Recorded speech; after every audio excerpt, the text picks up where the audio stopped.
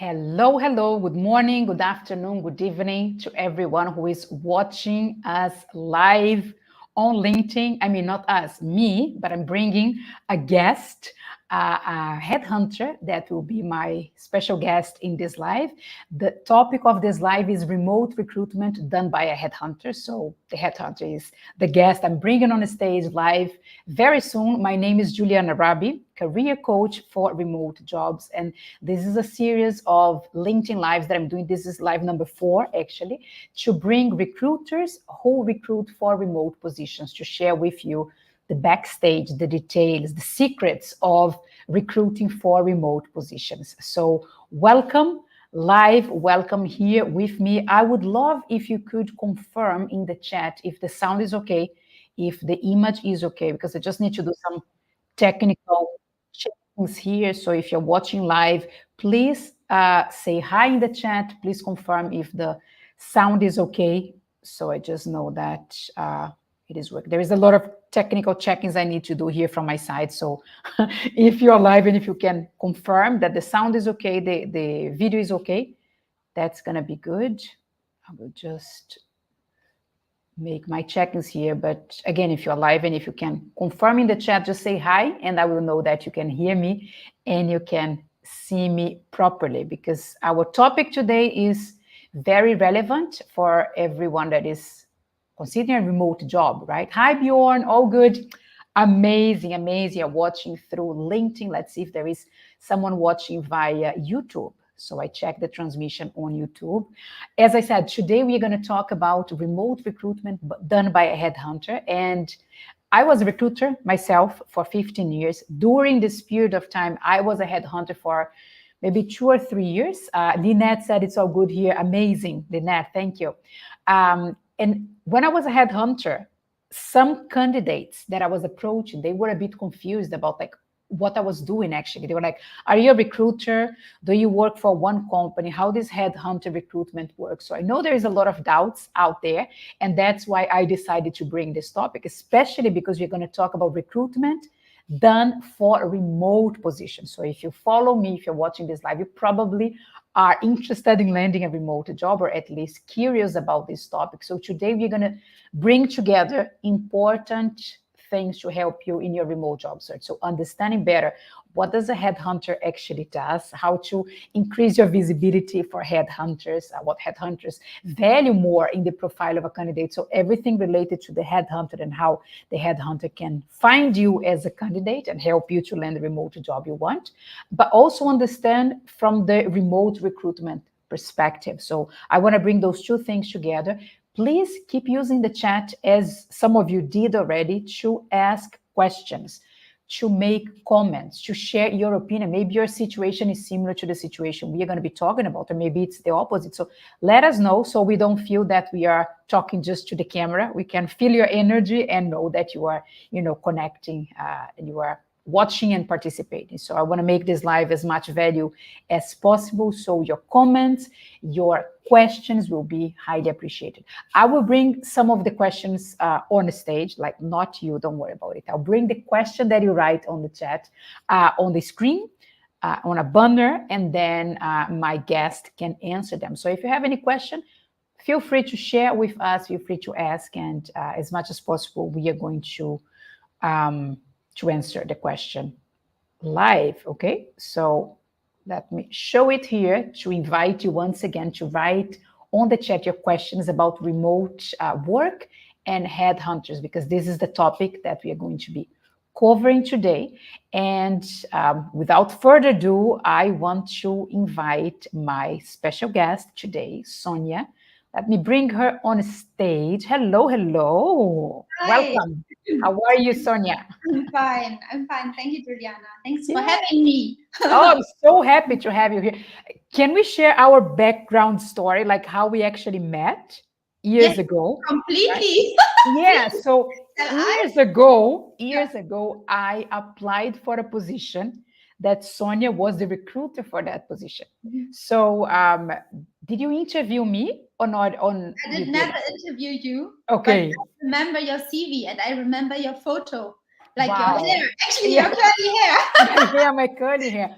So Sonia is an example that headhunters can, be part of your career. They can remember you years later. You can like create a relationship with a headhunter. So it's so interesting because what she's going to bring here actually happened between us, me as a candidate at that time, and Sonia already as a headhunter. So yeah, just some interesting and real comment here because it's such a small world, right? At the end, we keep meeting people and bumping into each other. So Yeah. do you want to introduce yourself for the ones Yeah. who doesn't know you yet? Yeah. Obviously, yes, I would love to do that. So first of all, thank you, Juliana, for having me today, and for for as well like giving me your time, right, and for spending some time with me and talking about those topics. I think they're always super interesting and very like exciting and always changing, right? Yeah. And then as I well. also love those topics. So Yes. happy to talk live Yes. about the topics we both I love. don't So do that a lot of times, so I don't do that exactly. very often. So I hope it's going to be well. So please excuse upfront already if I do. It's gonna be amazing. Don't whatever. worry, don't worry. But thank you for having me, and thank you for choosing me. And also, I still remember you as if it was today. So the first thing, headhunters or some of the headhunters, they have a good memory actually. So yeah, and what you said about the relationship, what you said about the relationship, it's like, it's all about the relationships, I think, on my opinion. And but a couple of words to me or to my background, and also a very warm welcome to everybody that is like watching us or listening to us or like spending a bit of time through any of the channels today with us. I'm happy to have you as well in the chat or whatever. If you have any questions or any comments or any ideas or whatever you have in mind, just like type it in. I think we both will be happy to answer or to like give our thoughts to it, right? Okay. Yes. So about me, quick and easy, I would say. I come from a little town called Rostock in the northeast of Germany. I was a bit bored actually about the German culture and decided as a very young teenager, I would say no, after A levels to emigrate actually to Spain. So I went to Spain. I studied there. And then I worked there a couple of years and lived there actually in Barcelona, actually, where you are currently. So that's like a very dear city to me, one of my favorite cities in the world, I would say. Yeah, and I worked in HR, I worked in agencies, I worked in headhunting, I worked in recruitment. There's a slight difference between recruitment and headhunting. Maybe we come later to it.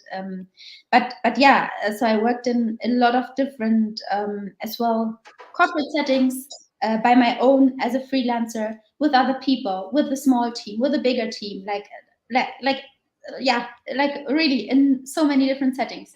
And then afterwards, I went to Hamburg, spent there a couple of years as well. So I got promoted actually from that company, which was very nice.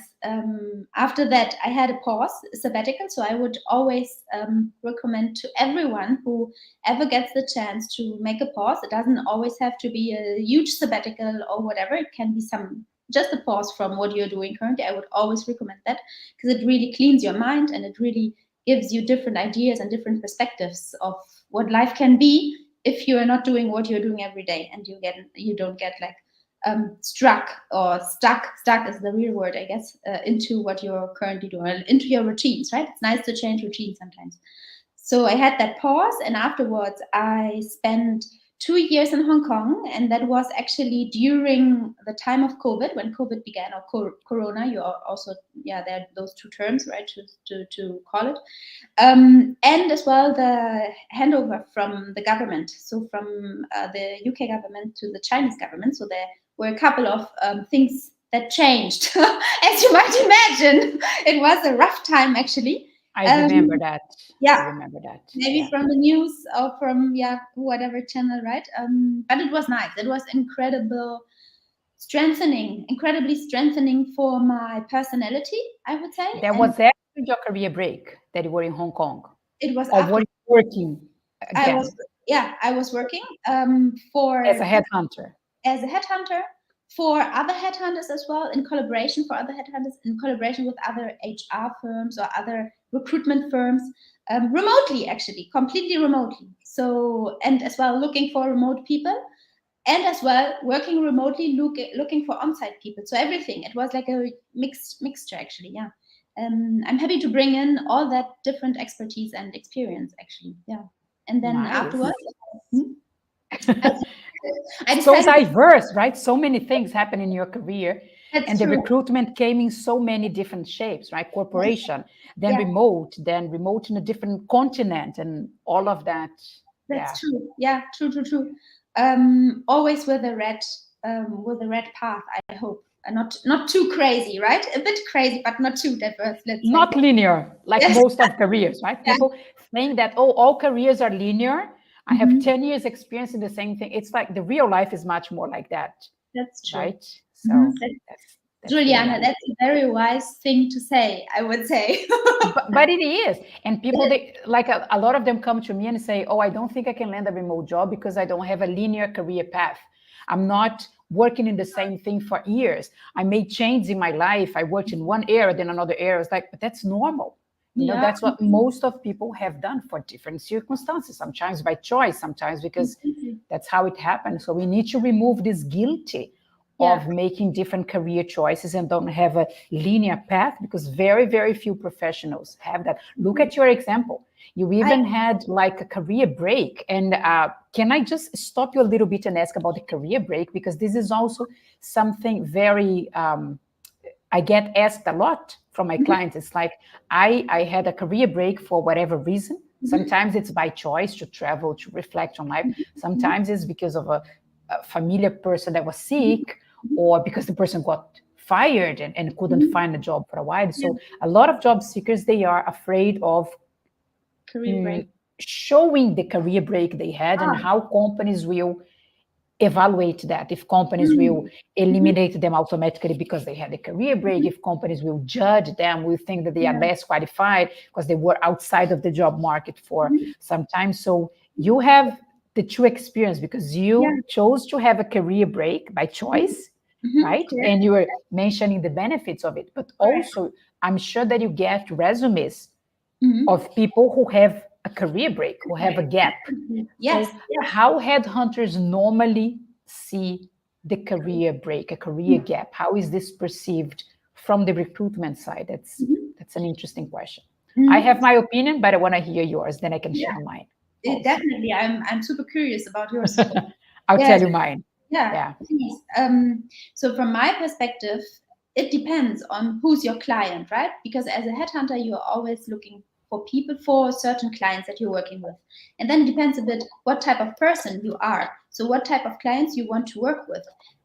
So I would say I will always see this as a benefit, a career break in a CV of somebody, or in a life of somebody, because it just brings you so much ideas and so much open-mindedness that you could never expect, actually. And then my solution to it, or my suggestion actually to everybody, is if you do want to work with company with that open-mindedness, that are open to career breaks, then only apply to those who accept that you have a career break. Just show it authentically and openly in your CV. Explain what you have done.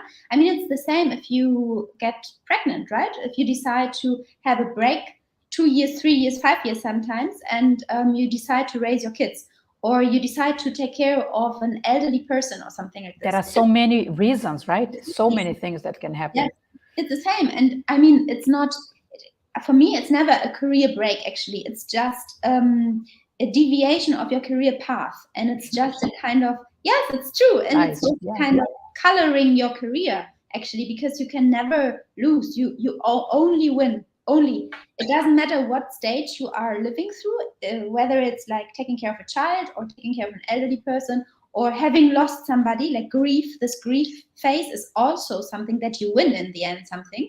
Or doing it by choice and doing it just for fun, like I did it. So these 8 months, and then actually, maybe I can just mention it, because during these 8 months, I was traveling through Russia, through Mongolia, through China, through Vietnam, through Indonesia, up to Timor, East Timor, like super far away. And then, came to Hong Kong, and I opened up my own little remote company as well. So, and it has nothing to do with recruitment. That's why I didn't mention it before, but it is also remote. And it is also something that came out of this travel, right? So I Right. completely as well switched a bit my focus and became a business owner, which is super nice actually, because for companies that you then apply or that you show your CV as from a perspective from a headhunter, it's nice to have different perspectives for different roles, because sometimes it depends on the position that you are applying for or that you want to take over in a company. You need different kind of perspectives of your. Exactly. So this can It also adds value, right? correct. To your profile, to the company and all of that. Yeah. But how about you, Juliana? What do you think?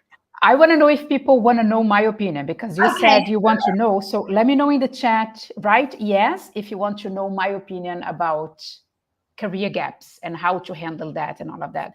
I want to see at least one yes in the chat. Otherwise, I'll tell you later, Sonia. So let me see if people are interested, and then I will share here. So if you want to know my opinion, my perspective about career, okay. Yes. Francesca said yes. So we have one yes. Yes. Okay, yes, please. Okay, so I'm And going to share Eric that. is great. Cool.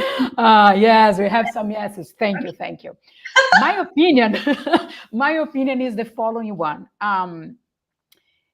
You should work for a company that accepts you the way you are, that accept your career choices, you Mhm. know. So if they feel suspicious about the career gap, if they don't like it, if they start asking questions and they judge you like you are less professional, you Mhm. are less competent, you have less skills because we had a career gap, I Mhm. personally don't think this is the right company for you, because the company you go to work for should embrace you the way you are, the career choices you made. Agree. Sometimes you choose to take a break to travel in Asia for fun, which is Mhm. amazing. Like, I personally would love to do that. I probably will, or I don't need because I work remotely, but that's another story. Do it. But sometimes it's a family situation. It's Mhm. a sad situation. So sometimes you cannot choose that. You actually Mhm. have to surrender and take the career break. So if companies don't accept your journey, the choices you made in the past, I don't think this is the right company for you, because they are Mhm. judging you. They are going Mhm. against the choices that you had to make. So this is my opinion. Go for a job interview, and probably the headhunter will ask about the career gap, right, Sonia? It's common, right? I worked as a recruiter for 15 years.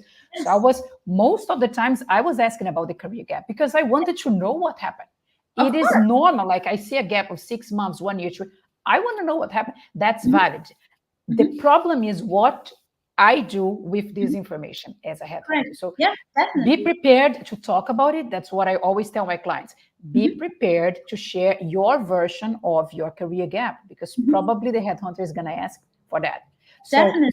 think about it before, right? It's not Mhm. like, "Oh, I was not expecting them to ask me that." Okay, so stop this. Be prepared for them to ask this. Probably they're going to ask. Then you tell your version of the story. And I would say the shortest, the better. Don't go into details. It's not the point. The point Mhm. is the skills that I have, what I Mhm. can bring to the table if you hire me, the experience that I have that is related to what you're looking for the position. So go very fast into the career gap and move back to, this is my expertise. These are the Mhm. skills that I have. This is how I can help your company. So Mhm. yes, this is my feedback about it. So the ones who said yes, Yes. nice. Thanks for the thanks for Mhm. the support. Yes. Uh, Erica wrote something here. Let me bring it here. Hi, Erica. Nice to have you here. Erica said, great topic to discuss. More and more people acknowledge their other interests, and that's a positive thing. Also, Mhm. to mention, the more versatile someone's interest, the greater visibility they have. Yes, Erica, I agree. But what Sonia said before, I also agree. Some companies, even remote companies, I mean, let's keep things real here, right?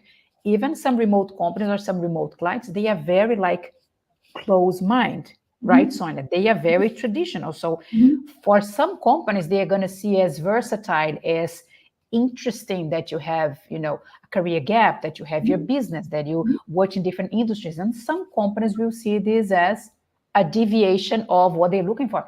That's fine. So just forget the companies that don't embrace your career journey and focus on the companies that value what you bring to the table. So yeah, go with the flow and see where you're going to be happy also working. So companies should accept the choices that you have made. That's how I see it. Right. Okay. So thank you for the comment, Erica. And I have a few questions here, Sonia, that I prepared Yes, please. to ask you. So let me go with that. But whoever is watching us live, keep using the chat, keep sharing your maybe your takeaways from this conversation, questions or comments that you want to make. You're very welcome to do that in the chat, and I'll keep an eye on the chat. But before that, I want to ask you, Sonia, about recruitment in general. Okay, then we go deeper into the headhunter thing. But because you worked in different, like multinational companies for different clients, you had your own business and all of that. You have this different perspective about it, and you were recruiting for office positions, like on-site positions, and also for recruitment positions. So, in general, what are the main differences between a headhunter recruiting for office position and a headhunter recruiting for remote position? What is really different, or it's not different? You tell us. Yeah, I don't think it's so super different, but there are a couple of slight features of a person I think I would like have an eye on. So first, I would say the location. I mean, it sounds really easy and simple, but it is just that. Because if you're looking for an offsite, like offline, on-site position, then you most of the times are looking for somebody local, living around the area or having knowledge of the area, and that sometimes doesn't matter. Even it doesn't matter even the role that you want to place.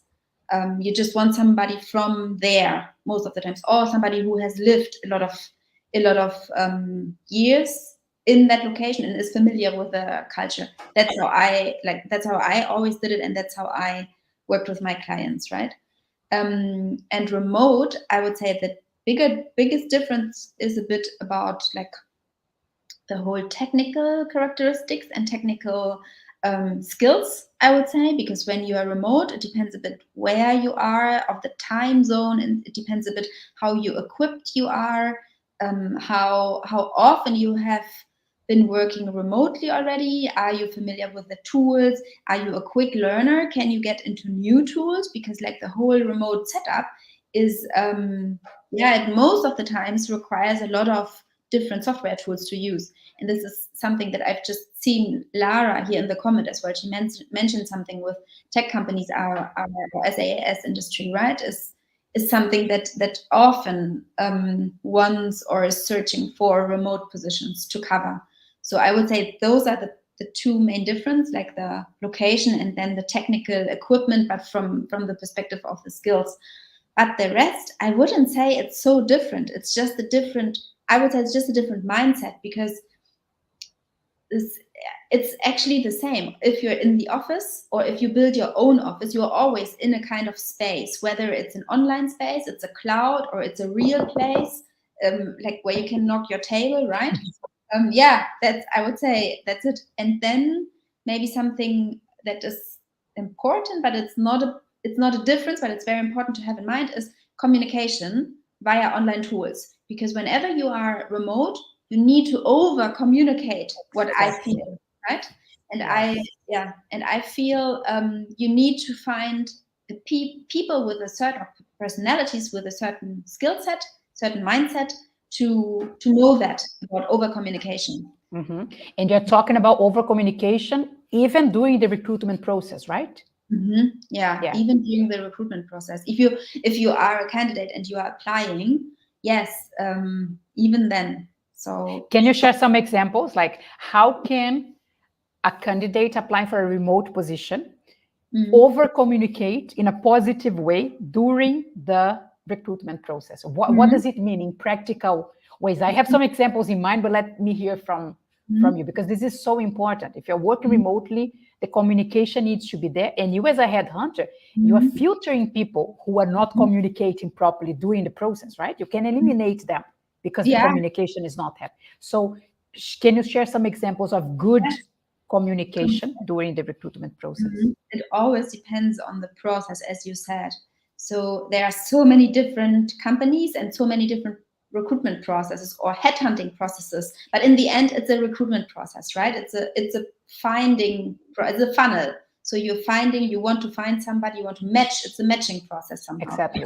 How can you over communicate? So it depends. Does the company or is the company using a video tool to recruit their remote people? So do they have as a first filter, for instance, a video tool in place? So I would say then you would be very well advised if you communicate verbally very well. If you're recorded during the video, you know the timings, you know the words you pick, you know what to say at the right time. Actually, it's just as this as well. Connect with a headhunter or connect with a recruiter if it's for a company. Connect via LinkedIn, connect via Instagram, connect via TikTok, connect via all the other social media channels. So I mean, people are afraid, like, oh, should I connect with the headhunter? Should I connect with the recruiter? Yes, Sonia is just confirming. You should do that. It's a good thing. It's seen as a positive, being proactive, right? Taking initiative. So go and connect. Proactivity. Yes, that's the key. Yes, because I mean that's I think one of the biggest rules that I have actually followed, that I have from a friend of mine that I have worked with actually in headhunting, and she always used to say, "Never, never, never, never give up." So that's like a phrase, and the other one was, "They will ignore you until they need you." That's quite tough, but it's true, and it's both sided. So it's as well from a headhunter perspective. If I'm writing, or I was writing to candidates and they never reply to me, and you have to have in mind the regulations, right? Because I remember once I was working for a company like a search engine, and that was a software company. They were looking for a site reliability engineer, and obviously remote position. It was a Berlin-based company, but they were this candidate was a female candidate in Barcelona actually, and I just sent her so many messages through any possible channel. She was not replying. Yeah, no, she was not replying. But then what I saw was that she had her telephone number in her LinkedIn account. So and you called her. Yes. So I messaged her. I messaged her on WhatsApp, and she got really annoyed and responded me then, "It's too much, Sonia. This is not okay. It's I won't respond to you. I'm not interested." Blah, blah. But I knew that this was a perfect match. And now I saw her a couple of weeks ago. This placement was last year or the year before, something like this. And I saw her looking at my profile now, and I know you remember me, my girl. Yes.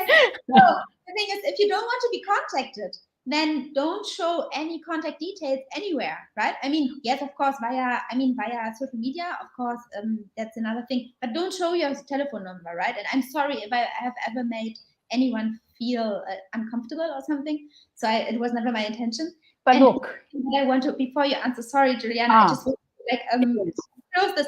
I know that there are regulations and there's law, and I know that in some countries you can do some things that you cannot do in other countries. So I'm completely aware of that, right? So I just wanted to add that. Please tell me what you wanted to say. Yeah, no, it's just like, look, you're sending her emails, you're writing her in all social media. Why she couldn't just send a message and say, "I'm not interested"? Then you would have stopped, right? So I think it's important from the candidate's perspective, be responsible, because look, now she's checking your profile. So probably now she's looking for a job again, or looking for a job. Maybe she was not before, but now she's looking for a job. So you never know actually when you're going to need the headhunter, and vice versa, because you as a headhunter, you also need candidates. So it's a mutual beneficial potential connection. But maybe that position specifically that you're offering, she was not interested in. Hey, that's completely fine. You don't need to be interested in the position that the headhunter is offering you. I mean, there is no obligation here. I mean, of course not. But if you just say not interested, like 2 words, that's how I reply when people approach me on LinkedIn with those cold message selling things. It's like you just connect, and then people are like, "Oh, do you want to increase your sales call?" Whatever. I just write 2 words, not interested. I not even bother to say, "I am not interested, thank you." So I'm just like, not interested. So I close the communication. It's clear to the other person that, hey, don't approach me anymore. But the person is not sending me emails constantly. So that's what I recommend for headhunters, for job seekers, right? And also, let me ask you this, because it's connected to what you're saying. Like, do you think it makes sense to keep in contact with the headhunter, even in a situation like that, we can pick up the same real example, right? She was not interested in the position you had to offer 2 years ago.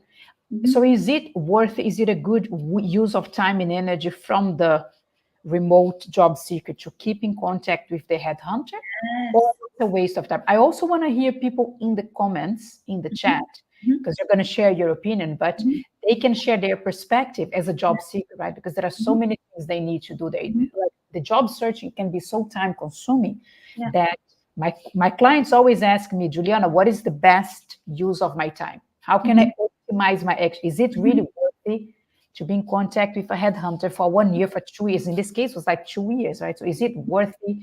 Do you have any good experience out of it? So if you can share in the chat, if you're watching us live, how do you experience that? Do you normally keep in contact? Headhunters, do you sometimes keep in contact? Maybe if you had a positive experience with the person, maybe the headhunter got you a position in the past. So I would love to read in the comments from the job seeker's perspective, if they keep a relationship with the headhunter all the time, sometimes. And then in the meantime, I want to hear you. So, and is it worth to keep this relationship? I also am super keen on reading some of the thoughts of our participants here tonight. That would be great. Oh, Brandy, how do you find the perfect candidate for yourself? Okay, that's another thing. Yeah, let's finish this question and then we go. I will check the questions. It's a match as well. It's a match. It's all about matching, I think. Okay, so the question was, how do is it recommendable to maintain the relationship between headhunter and candidate, or like from a candidate perspective as well from the headhunting perspective? Yes, absolutely. From what I think, from my experience, from my perspective, from my opinion, from what I think, yes, it is, and it's a long-term relationship, because it's what you said, Juliana, before. You never know when you're going to need it, or him or her. So, and it's not only about needing, it's also about opportunity. You never know what kind of opportunity this person can connect to you in a certain time of your life that you are currently not aware of. So yes, I would definitely say, first, if you're a candidate and the headhunter is approaching you, tell him nicely, I'm not interested right now, but please let's stay in contact. Maybe 2 years later, maybe 3 years later, maybe 5 years later. And I mean, working life is long, right? Nowadays, that people, they work until they're 70, 80, whatever. So you never know. That's one. And then from the headhunting perspective as well, keep contact with your candidates. I mean, like you and me. I mean, we were never candidates, but we still kept in contact, because it's about network as well. It's about maybe the headhunter at that certain point of time in your life could not deliver you an opportunity that you were looking at, but maybe he or she knows somebody who can and who is able to do that, maybe in a couple of weeks or in a couple of days or in a couple of hours. Sometimes very fast, that business, right? Yeah. So yes, completely. I am answering your question with a bold yes. Yes. And also, one thing that is important, just to make clear that everybody understands that, as a headhunter, and Sonia, correct me if I'm wrong, you work for different clients, right? So you are like the bridge, the connection between different clients that can be in different industries, different companies, maybe a big multinational company, maybe a startup, maybe a family company. So you have different clients and you provide candidates to those clients. Right. So you can work with a wide variety of profiles, salary range, industries, kind of jobs. So maybe you as a headhunter, you approach me with a position that I'm not interested at the moment, but you can have another client with recruiting for a completely different profile, different salary, different industry. And then because we are connected, you can say, okay, Juliana, then in 1 week you contact me again and you say, oh, you know what? I have another position that maybe is interesting for you. So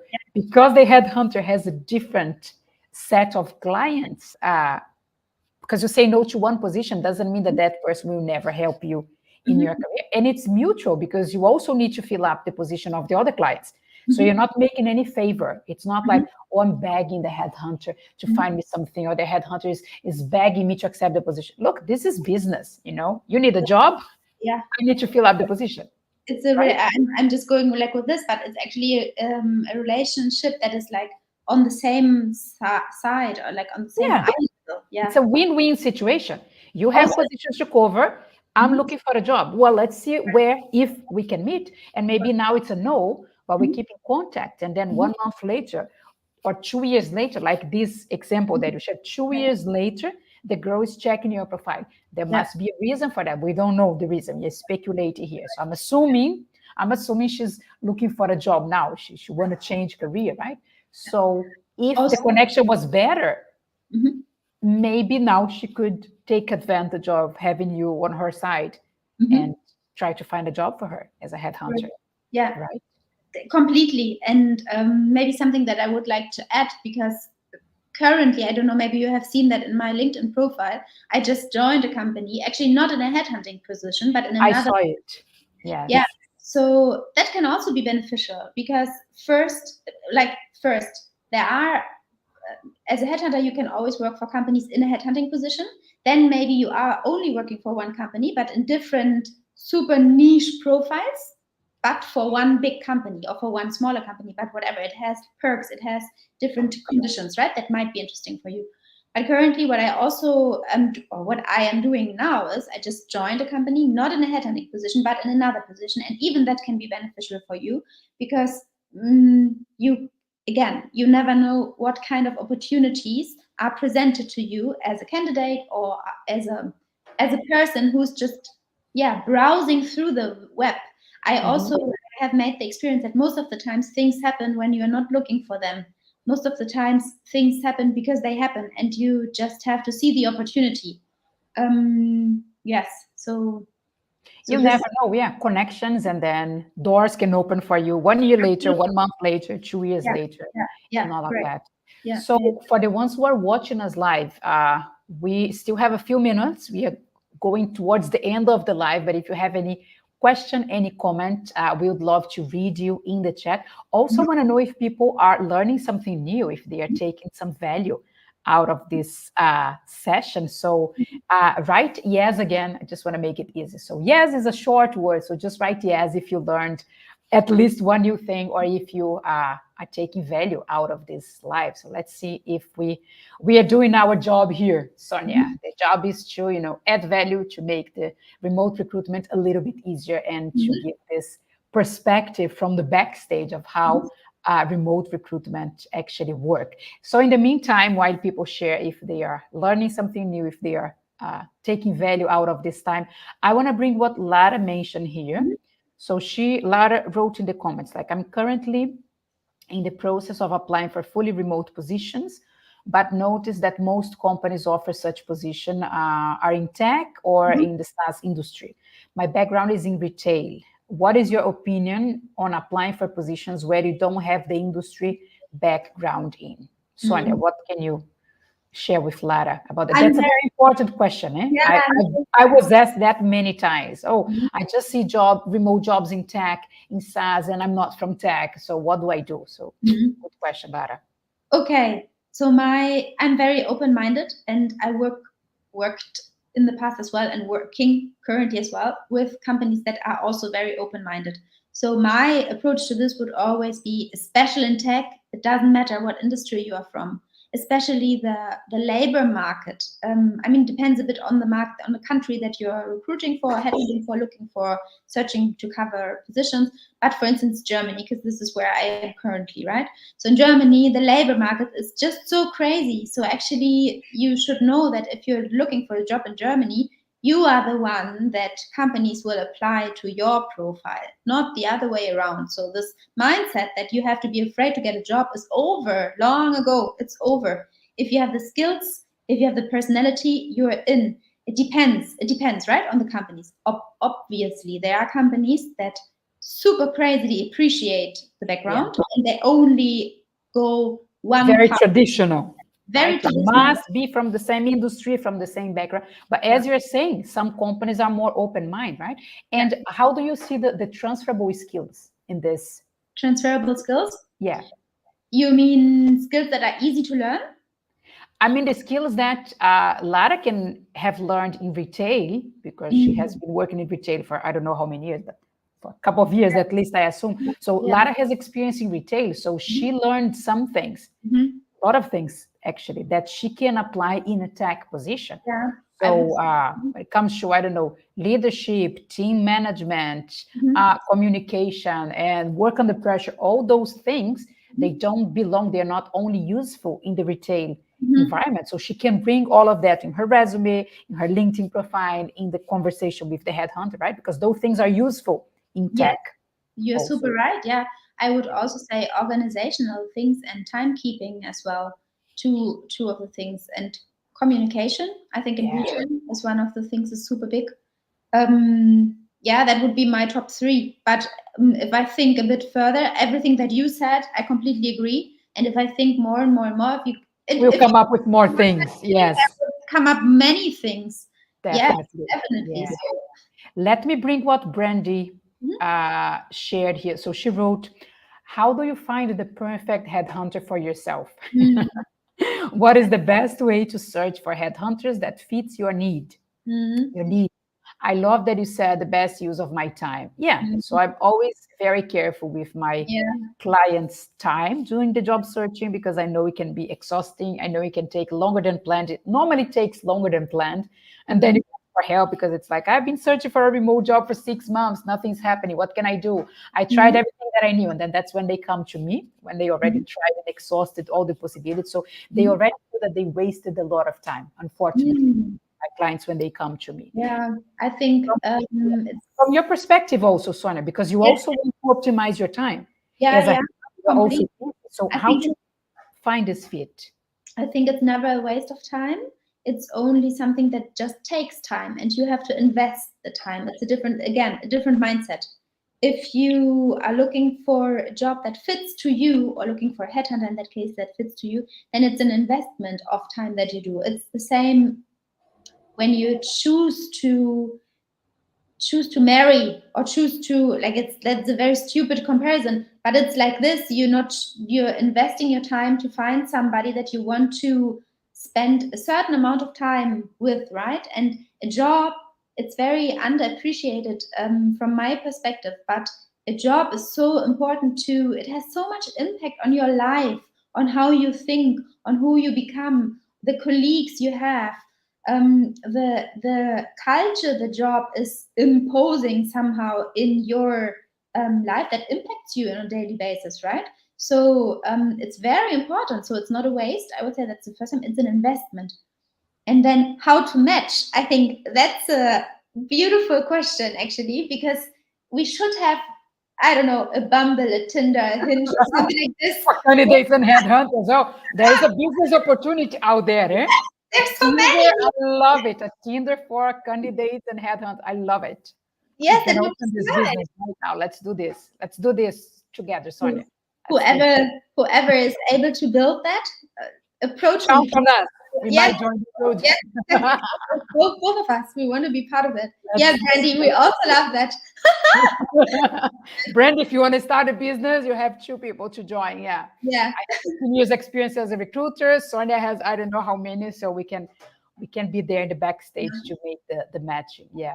Look, what I see that can help the matching. On a more serious note, why we don't. I also wanted to add something more serious. Yeah.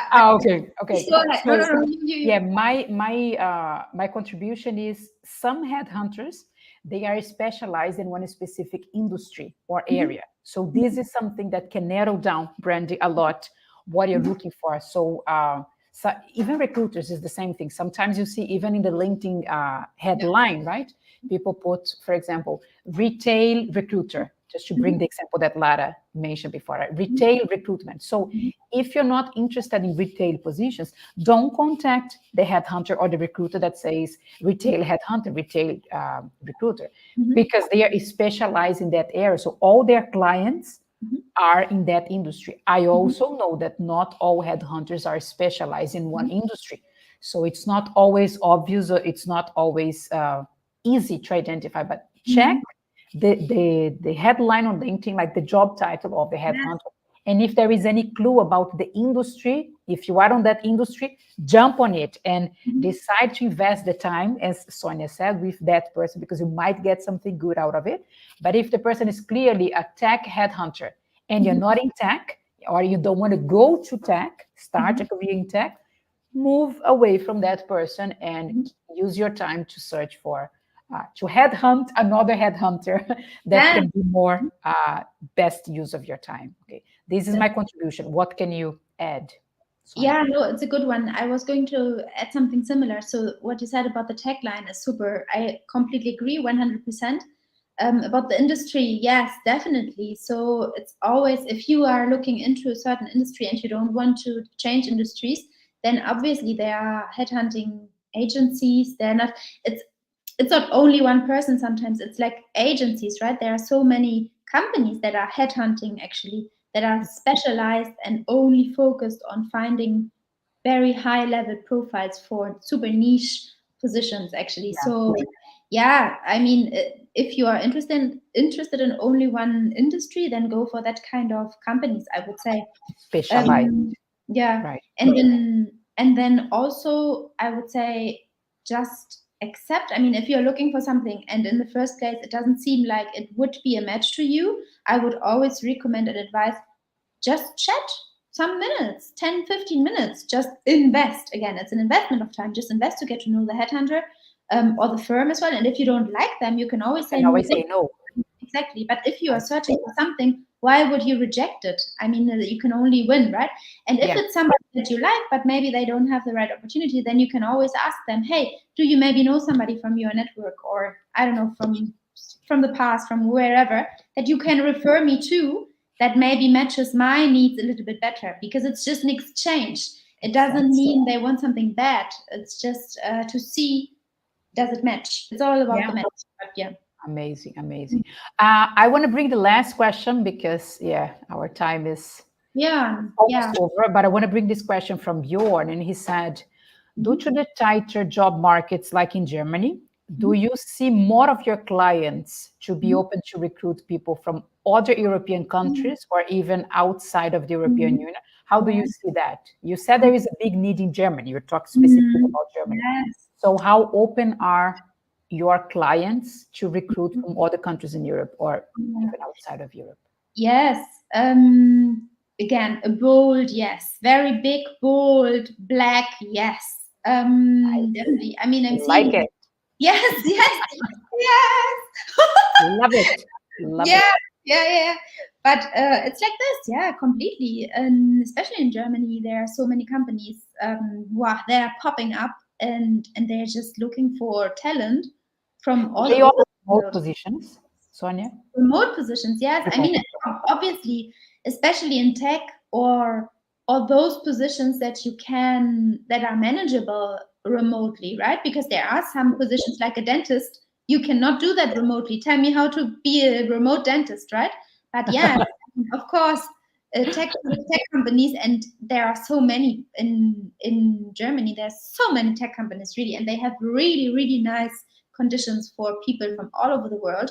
They're fighting for talent, and just come over. It doesn't matter where you're from. You don't even need to know German. I mean, I always would recommend, if you go to a country, it doesn't matter if it's Germany or any other country, try to learn the language. Yes, because it's just connecting with the culture, connecting with the people, and you, what can better happen to you than understanding the culture first, right? Yeah. But yeah, again, so a lot of companies are not only opening up, but it's like gang und gäbe, you would say in German. So in English, that maybe something like it's a routine already, that you recruit or headhunt people from all over, like globally. Even they don't even need to move to Germany anymore. Sometimes there are companies that they just want the talent. They just want somebody who is working on a certain project, and they can do that from wherever they are. So it depends a bit on the taxation system, because in Germany, as you might all know, there is I don't know if you know, but it doesn't matter. There is a quite tough tax system, so sometimes it depends on that. But there are companies that, it doesn't matter to them. It just matters what you do. not what you can bring to the table, your skills, your match with the profile. correct. Amazing. Very good. Very good. Mhm. So, Sonia, I want to thank you very much. I have the feeling we could keep going. The list of questions I had to ask you, I didn't ask half of them, but I Oh, wanted to bring the questions from, the yes, audience. So we need to do another live soon. yes, Let's talk about it definitely. on the Yes, backstage. Yeah, I didn't ask half of the questions I had to you. So yeah, we can. definitely it was nice, very nice. Yeah. For the ones who are watching, Mhm. um, let us know in the comment if this was helpful, if you learned at least one new thing. As I said, it can feel a bit lonely if you're just speaking here and that we don't see the interaction in the Danke, chat. So danke dir yeah, auch. okay, thank you. I understood the version in English, Bjorn. Dankeschön. Oh, I think that's the Yeah, Dankeschön. that's Okay. German. Yes, But yes. no, I knew that thank you in Germany is Dankeschön, but I have never seen the word written. So okay, Dankeschön. Yeah, Okay, yeah. yeah. Okay, thanks for Obrigada. the Oh, obrigada. That would be in Portuguese. Graças in Spanish. Yes. yeah, yeah. Nice. Francesca said, thank you. It was amazing. So, Sonia, Thank once again, thank you for your expertise. Thank you for your time. It's so nice to meet you in a different context. So we went from me searching for a job, you as a headhunter, and now we are here doing this live. So that feels crazy. like very, That's very how special. paths cross sometimes, right? But Exactly. Juliana, I have to tell you, I know we're talking about remote all the time, but I have to tell you, I would love to meet you in person. Yes. Okay, that's the next level, right? That's the next Next level. stage. Yes. Next level. Let's take the networking to the next level. Let's meet in person. Exactly. Yes. Yeah. Oh, Francesca also said grazie. Yes. In Grazie, yeah, Italian. Yes. yeah. Thanks a lot. Also in English. Okay. So for the ones watching the recording, also thank you for your time. Thank you for staying until here. Um, we'll keep the conversation going in future lives. You can all connect with Sonia if you're not connected yet. Please go ahead and do it because you could have a taste of how much she knows about this and how versatile she is in her career and how many cool things she have done from taking a sabbatical and traveling and working in different business and having her own business, living in Hong Kong. It's like, wow, amazing, like as a person and as a professional. So connect with Sonia Thank if you. you're not connected yet. And I'll see you all in another live soon. And Sonia, let's talk about this in-person coffee. Let's see if we Yes, can meet in definitely. person. Okay. Yes. Thank you. Thank you everyone for watching. Have a nice evening or afternoon or morning, whatever you are. Take care. Thank you, Sonia. Thank you, everyone. Bye. Bye bye.